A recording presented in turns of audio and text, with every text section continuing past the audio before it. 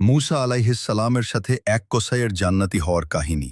একদা মূসা আলাইহিসসালাম আল্লাহ তাআলার কাছে মুনাজাত করে বললেন, হে আল্লাহ, জান্নাতে আমার সঙ্গী কে হবে? দুনিয়াতেই তার সাথে আমার সাক্ষাৎ করিয়ে দিন। তখন জিব্রাইল আলাইহিসসালাম আগমন করলেন এবং বললেন, হে মূসা, অমুক এলাকার অমুক কসাই ব্যক্তিই হবে তোমার জান্নাতের সঙ্গী।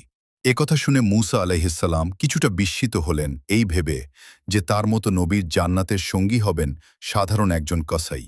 তার জানার আগ্রহ হল যে কসাই লোকটি কি এমন আমল করে যার বদৌলতে জান্নাতে সে নবীর পাশাপাশি অবস্থানে থাকার মর্যাদা লাভ করবে। মূসা আলাইহিসসালাম ঠিকানা মোতাবেক উক্ত কসাইয়ের সাথে দেখা করার জন্য তার দোকানে গেলেন। যুবক বয়সী একজনকে গোস্ত বিক্রিতে মগ্নাবস্থায় দেখতে পেলেন। মূসা আলাইহিসসালাম গভীর মনোযোগ দিয়ে লোকটির কাজকর্ম লক্ষ্য করতে লাগলেন, কিন্তু এমন কোনো বিশেষ আমল তার চোখে পড়ল না যার বদৌলতে লোকটি নবীর সাথে জান্নাতে প্রবেশের মর্যাদা লাভ করতে পারে। যখন সন্ধ্যা নেমে এলো, তখন কসাই ব্যক্তি গোস্তের একটি থলে নিয়ে বাড়ির দিকে রওনা হল। মূসা আলাইহিসসালামও উক্ত কসাইয়ের পিছু নিলেন। নিজের পরিচয় গোপন করে তার বাড়ির মেহমান হবার আবেদন করলেন। কসাই লোকটিও রাজি হয়ে গেল।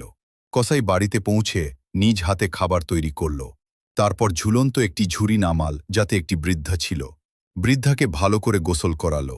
তারপর তাকে নিজ হাতে খানা খাওয়ালো। খানা শেষ হলে বৃদ্ধাকে আবার আগের স্থানে রেখে দিল। মূসা আলাইহিসসালাম লক্ষ্য করলেন উক্ত বৃদ্ধা বিড়বিড় করে কি যেন বলছে।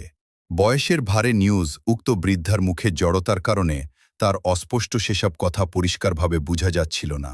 এরপর কসাই ব্যক্তি মূসা আলাইহিসসালামকে মেহমানদারি করালেন। তার সামনে খানা পেশ করলেন।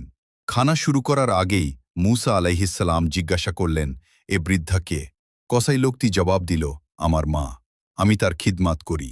মূসা আলাইহিসসালাম জিজ্ঞাসা করলেন, একটু আগে তোমার মা নিজের ভাষায় বিড়বিড় করে কি বলছিল?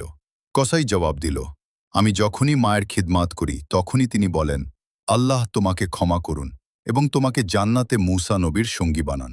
মূসা আলাইহিসসালাম বললেন, হে যুবক, আমি তোমাকে সুসংবাদ দিচ্ছি, আল্লাহ তাআলা তোমার মায়ের দোয়া কবুল করেছেন। আমি আল্লাহ তাআলার কাছে জান্নাতে আমার সঙ্গী কে হবে তা জানতে চেয়েছিলাম। তখন আল্লাহ তাআলা তোমার কথা বলেছেন। আমি তোমার পরিচয়ের জন্য তোমার পিছু নিয়েছিলাম, কিন্তু আমি তোমার মাঝে মায়ের খিদমাত ছাড়া কোনো বিশেষ আমল খুঁজে পাইনি। এর মানে হল, মায়ের খিদমাতের পুরস্কার হিসেবে আল্লাহ তাআলা তোমাকে জান্নাতে আমি মূসার সঙ্গী হবার নিয়ামত দান করেছেন। আমিন।